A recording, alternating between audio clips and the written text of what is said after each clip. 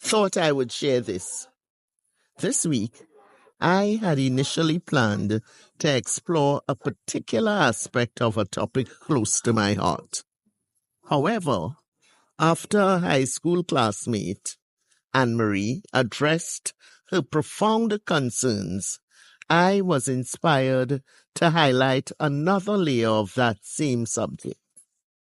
Sometimes our interactions bring forth fresh perspectives, and this was one of those moments. So today, I offer you a different but deeply connected reflection, one that feels timely and necessary. I will return to my original message next week, but for now, I invite you to explore this new insight with me. Thank you for journeying with me. As always, love and light. Greetings all.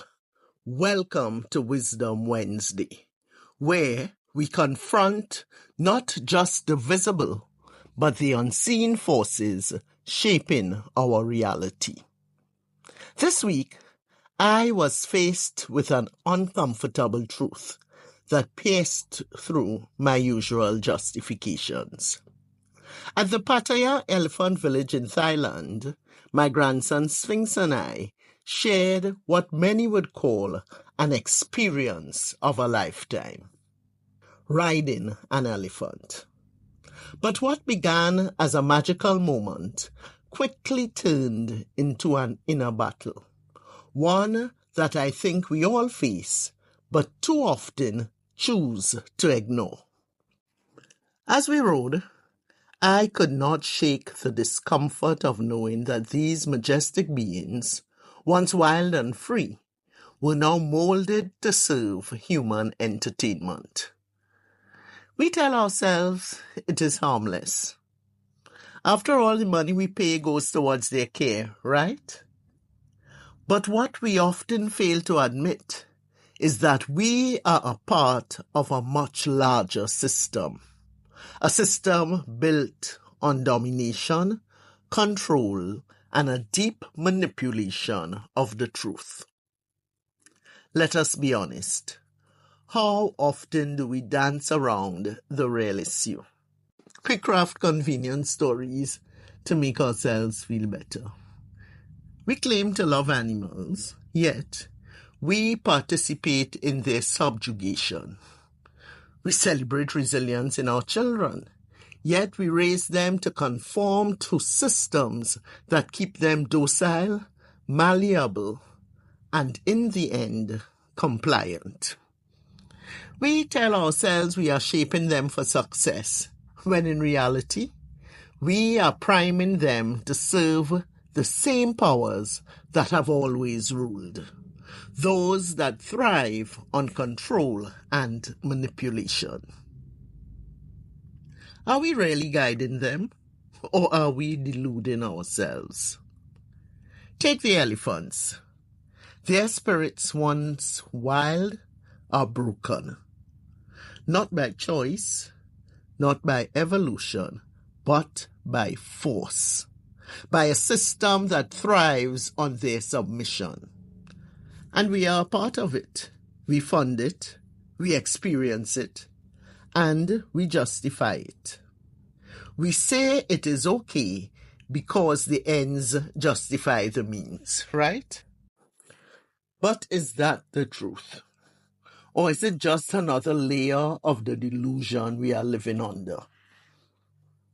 And then I ask myself, how is this any different from how we mold our children? I watched as my grandson Sphinx spoke about the elephants and their training. Even in his young mind, the unease was there. We know, deep down, something is wrong. But do we confront it? Very rarely. Instead, we continue, telling ourselves it is all for the greater good, that we are protecting, preparing, providing. It reminded me of the young Muay Thai fighters here in Thailand. They train from childhood, not only for self-discipline or personal growth as we might idolize in the West, but to survive. These children do not have the luxury of choice. Their childhoods are consumed by the need to provide for their families. We see this and think it's an outlier. But is it? The truth is, many of our children are no different. They may not be fighting in the ring for survival, but they are fighting every day in a system that primes them for compliance, not freedom.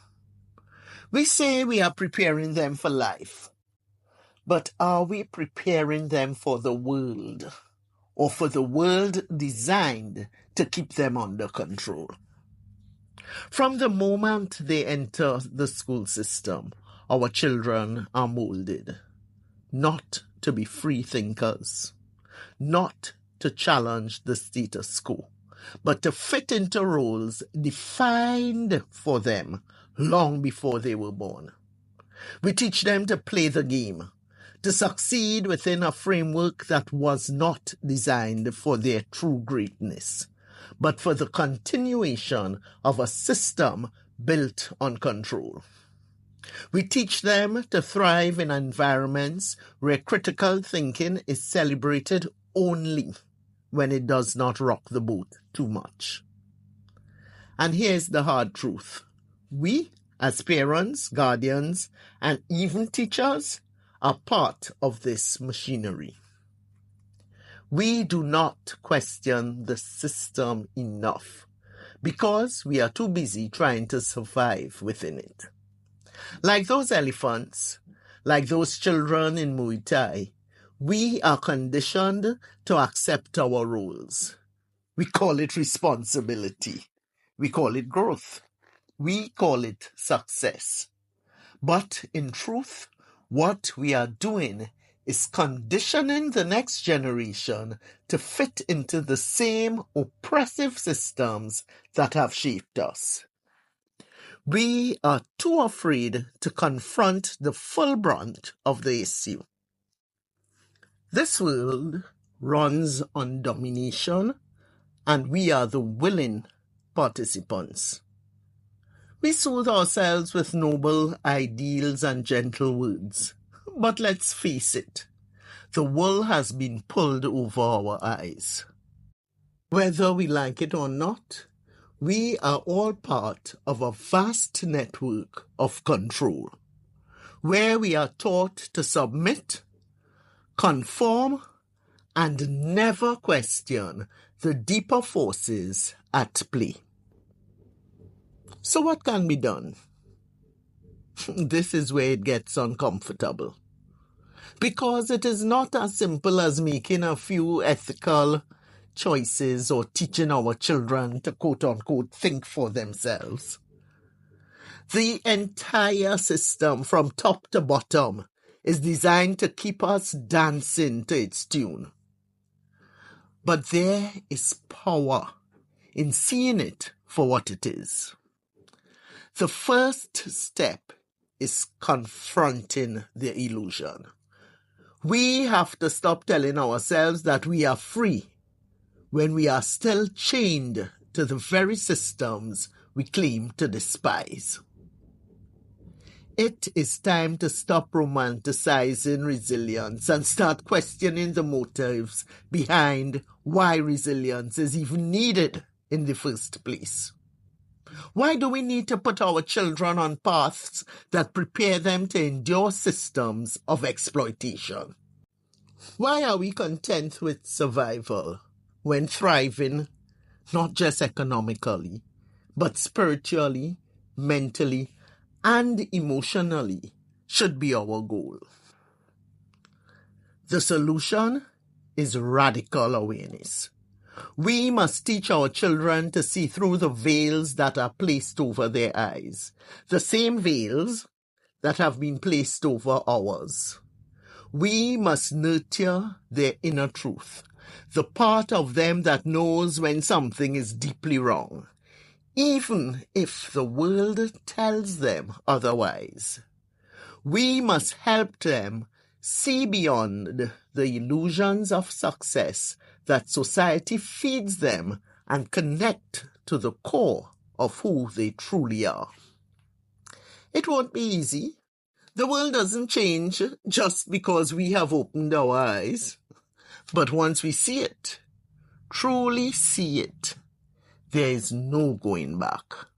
We can no longer be complicit in the lies, in the delusions that tell us it is okay to subjugate another being, whether human or animal, for our gain.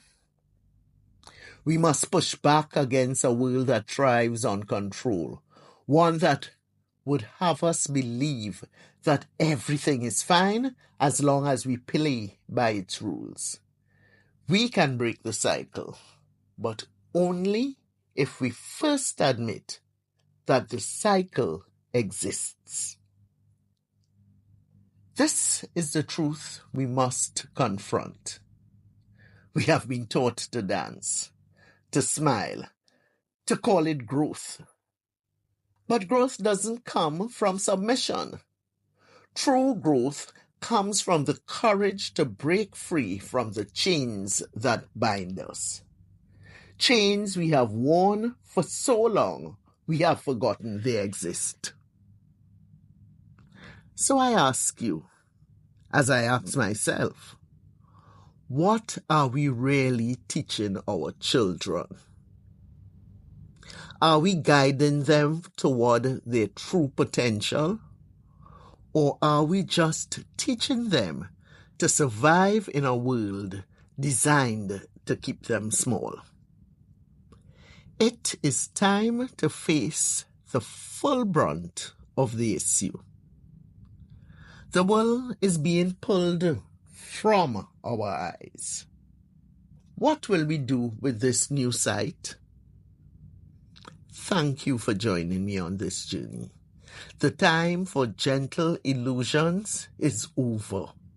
It is time to wake up, to see the systems of control for what they are, and to start truly preparing ourselves and our children, not for survival, but for freedom.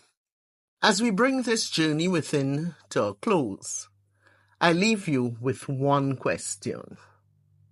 What are we really preparing for? In a world that thrives on control, are we equipping ourselves and those we love for true freedom?